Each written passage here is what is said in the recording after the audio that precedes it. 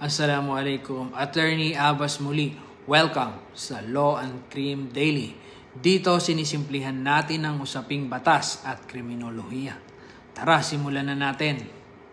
Ano itong pro reo doctrine?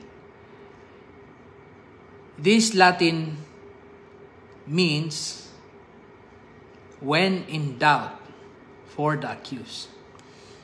Ang ibig sabihin po ng pro reo doctrine ay sa tuwing may hindi malinaw o malabo sa criminal law natin, yung malabo o hindi malinaw na yon ay dapat nire-resolba o ini-interpret ng court laban sa ating gobyerno. Ibig sabihin, kung dalawa ang interpretasyon ng batas, ang interpretasyon na nagbibigay benepisyo sa akusado ang masusunod. Ito rin ay nakahanay sa karapatan ng akusado na maging presumed innocent.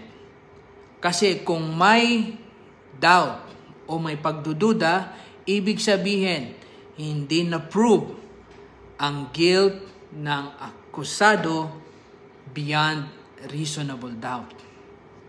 May natutunan ka na naman ba ngayong araw? I-like, i-follow, at i-comment ang susunod mong tanong.